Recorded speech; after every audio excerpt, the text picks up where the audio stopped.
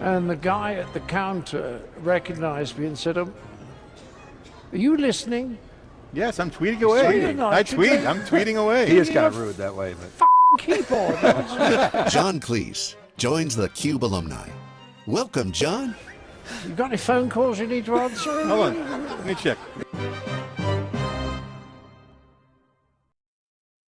Live from Silicon Valley, it's theCUBE, covering RSA Conference 2017. Now, here's your host, John Furrier.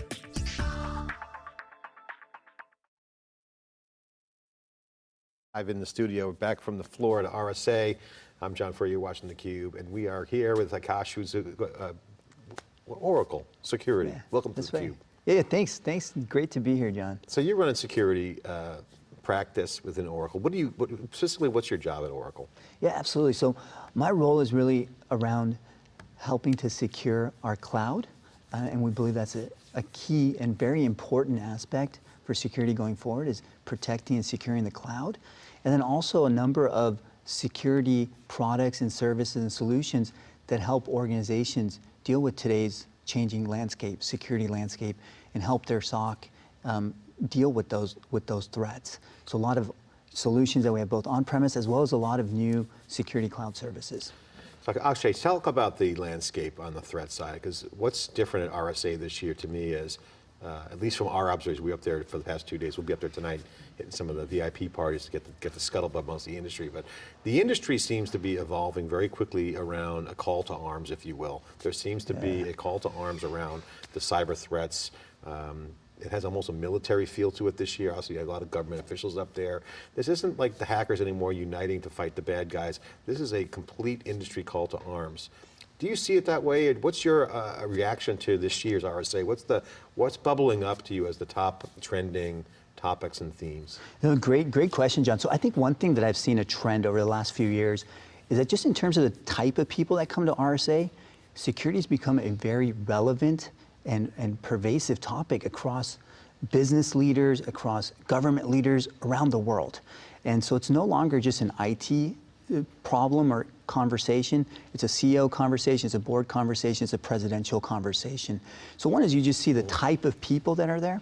The other thing that I've definitely, there's definitely a couple of themes that have emerged at RSA for me. One of the themes is definitely around the more sophisticated types of attacks, and you see all these new technologies that have come out. You talk about cloud, or you talk about artificial intelligence, mobile, and one of the first people adopting those are attackers and cyber criminals, taking advantage of those and revolutionizing their techniques, tools, and procedures around these new technologies. I know, it just seems so easy to me to fix this problem. I mean, I have an answer, and the answer is encryption, right? I mean, why not just encrypt everything and have some awesome endpoint verification biometrics?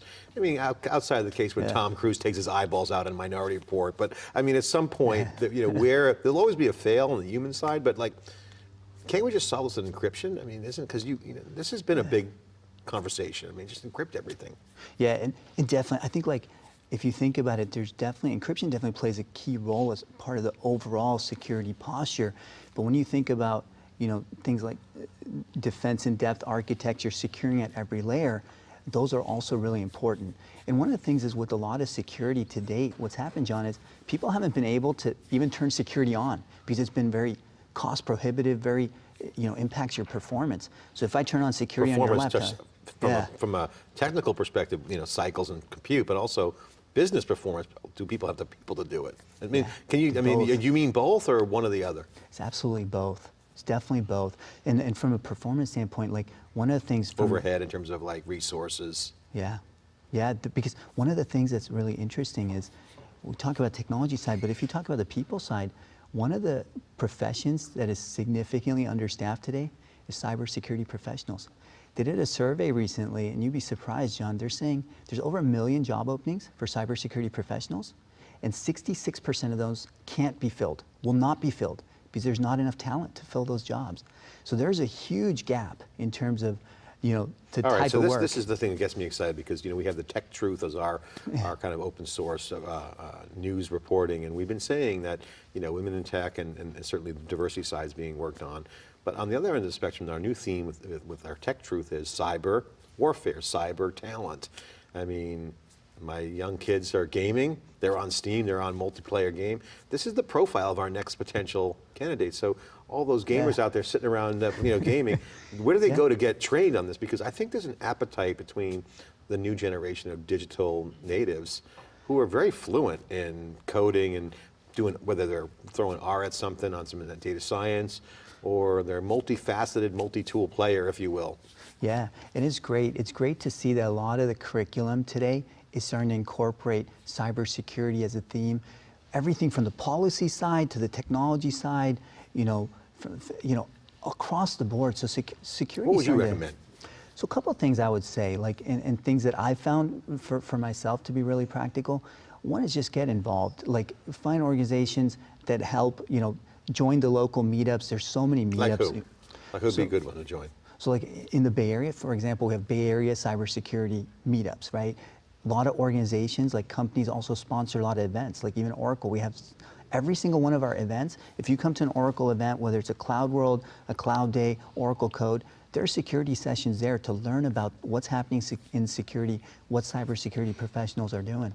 So those are great ways to learn more.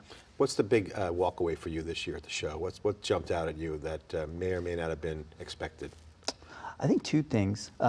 One that I would say I was expecting is that security really is a reason to move to the cloud now, and so the type of security they wouldn't have said that before. Before it was don't go to the cloud for security reasons. Now you're saying you're going to get much better security in the cloud now, and that is provided that. And here's the key takeaway, John, is that provided you go with the right cloud vendor, you can absolutely get much better security. So you get all the agility, all the benefits of cloud, but you also get more security.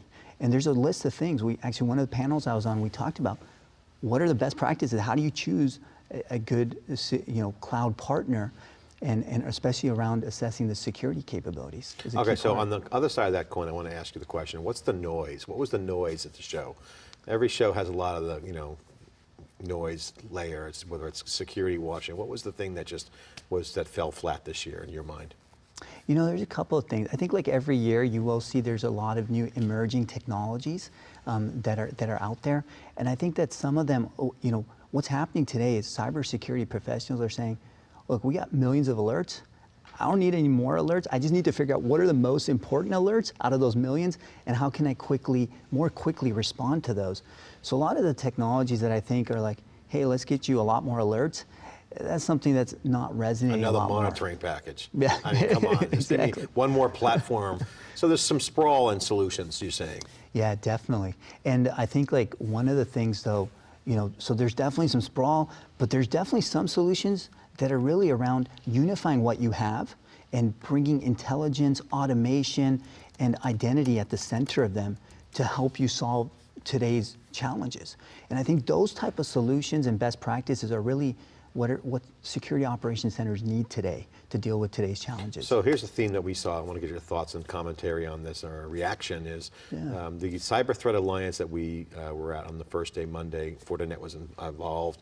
Intel, which is McAfee Intel, which some rumors about that spinning out, actually news. You had Cisco there. You had Symantec. You had Palo Alto Networks. All the chiefs of those businesses out there saying we're going to share information. So data sharing seems to be a big thing. Is that real? Is that something that's actually going to happen, or are people sharing? Because it seems to be that in security, we noticed at the Splunk's event this year that we covered. Right. But this is now a new ethos where the security organizations are pretty tight. They know each other. I mean, it's a small community, relatively speaking. Right. Is it a small community? I mean, what's your thoughts on that? What's your commentary on this? Two things I would say. First of all, a lot of the vendors you mentioned, I've been on panels with them or presented at their booth at RSA just yesterday and the day before.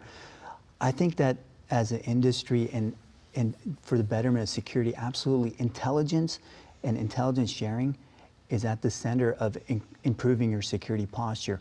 So understanding who the attackers are, being able to correlate information around those attackers, how to respond, is at the center of helping security operations centers. And even if you think about it, even at a lot of the things, even at the government level that have been thought about, President Obama has been a big advocate during his tenure around democratizing security intelligence, sharing it in more effective ways. And I think that is kind of something that we need to do. Do you think that's a good formula? Do you think it's workable? There's both pros and cons to this, John. I think at one hand, to solve a lot of, like what I would call petty type of, everyday type of malware, Port primeware, scan or right? whatever, the normal low-end stuff. Those types of intel sharing are very effective and they're very important. There's always going to be some types of threats that are, very new, and those techniques are not going to be sufficient for every type of attack. It's definitely a good best practice, but it's not sufficient by itself. Yeah, so you use rules and heuristics to look at all the common patterns, you trap on those. Right. But it's really the new ones that people got to be careful of, and there's no pattern there. Right. What you're saying. Big data can't solve a pattern it hasn't seen. Right, and one of the things, and the reason I say this in particular is because if you look at some of the most advanced attackers, they're so persistent, they're so well funded, they will find a way in. And in fact, when you look at organizations that do incident response and do investigations, they're saying organizations are already breached, but they don't know whether attackers have stolen data yet, right? They have backdoors, they have CNC communication at the vast majority of organizations. So that just shows that persistent attackers will find a way in. So you have to assume that they're in. That's kind of like the mindset. Okay, cool. So final question. Going forward as RSA, and got Black Hat coming around the corner as well. Yeah. State of the industry, I mean, the level of attacks and threats have changed.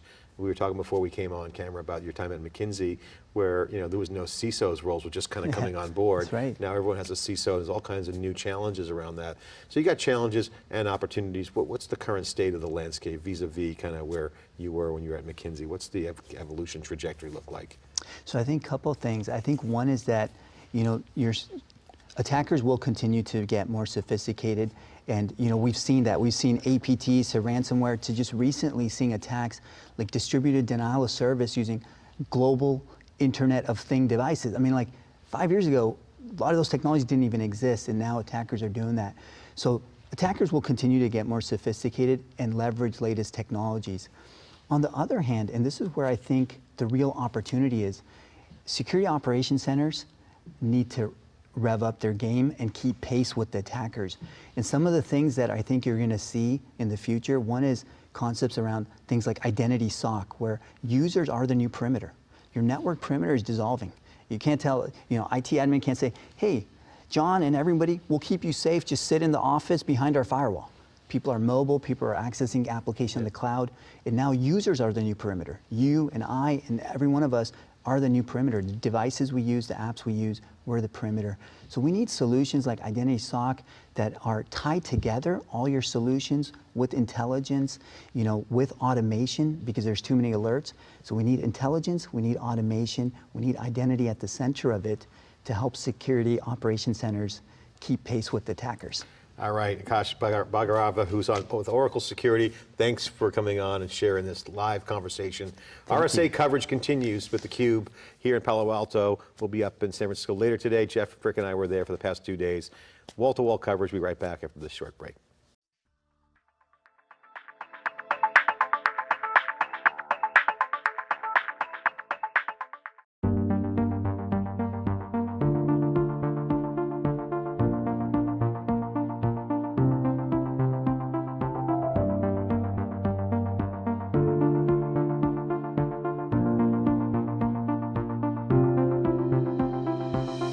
Hi everybody, Jeff Frick here with Thecube. We are on the ground in Dearborn, Michigan at a huge Ford event. It's called #FordTrends. It's a 2-day event where Ford is bringing in kind of social media people from all over the world to really talk about disruption. It's all about disruption, mobility, sometimes talked about as autonomous vehicles, but really it's a 2-day slate full of a lot of key executives from the Ford team. We got to go out and drive on the autonomous vehicles, but really, again, talking about disruption, changes in the way cars are powered with hybrids and electronics, changes in ownership patterns with ride sharing versus individual ownership. A lot